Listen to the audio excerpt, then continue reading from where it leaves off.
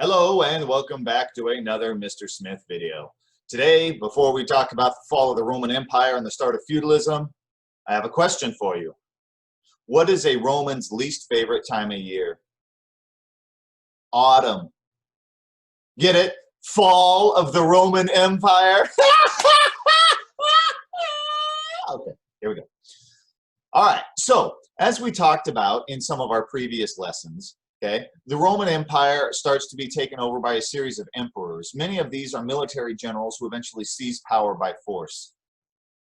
Over time, this puts a lot of warfare and a lot of burden on the Empire of Rome as it starts to actually shake itself apart.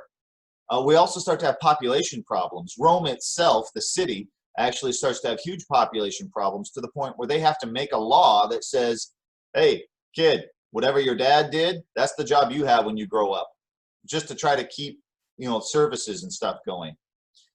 Eventually, it doesn't work out. Many historians believe that maybe this could have to do with the high lead content in the water. Some of these pipes that they're using for fountains and drinking areas and all that stuff is made out of lead.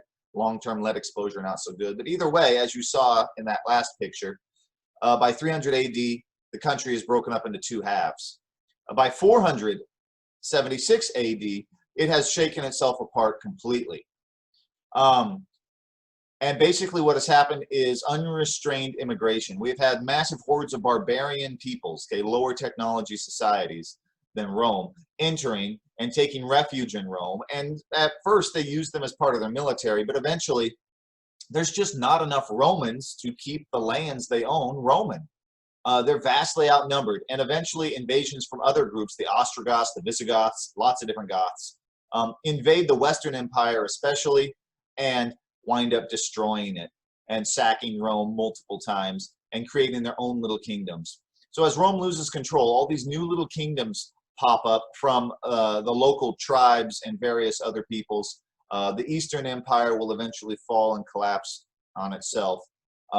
It will live on for another 1,000 years or so, but mostly only in name. It will not be an empire. It will just be something that people give lip service to or kind of use as a great pedigree. I come from the Eastern Empire. I came from the empires of blah, blah, blah. But it doesn't mean much at this point. What we do get, though, is a new system called feudalism. And feudalism works like this. The basic people are pretty much slaves to the people who have money. The peasants down there. They serve the landowners. Okay, the landowners are often knights or other minor nobles who in turn owe allegiance to higher placed nobles who have given them the land. The nobles in turn get land and finances from the king and owe allegiance to them. The king gets loyalty by giving land to the nobles, who again get loyalty from people who take care of the land for them from the lower nobles or the knights, the vassals. And then the local people are pretty much just a workforce. They do what they're told when they're told. They can't get married or even leave their land. They can't even move cities to another place without the permission of the landowner themselves. So it's basically kind of indentured servitude of the lower classes. So the people with money rule. Now, this is all based on fidelity and military might, okay? So the king is actually bribing these people to support him. So we see a lot of intrigue here as nobles try to undermine the king and gain influence and power. One of the cool things that we see during this time period is we see this massive change in technology as far as fortresses go. Okay, now, large fortresses and walls have been around for thousands of years, but we start to get some interesting stuff in form of castles.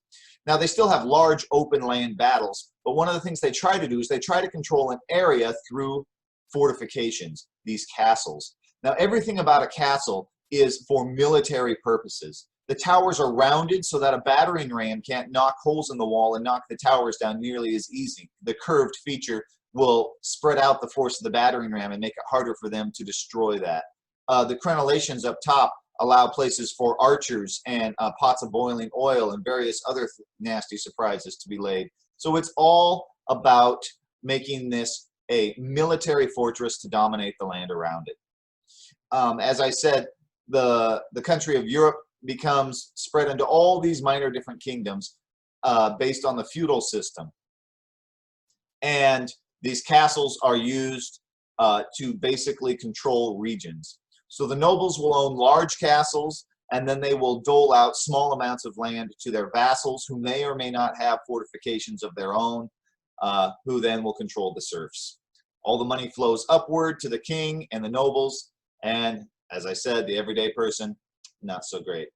Well, I hope you enjoyed. We will talk to you more next time, and we will see you later.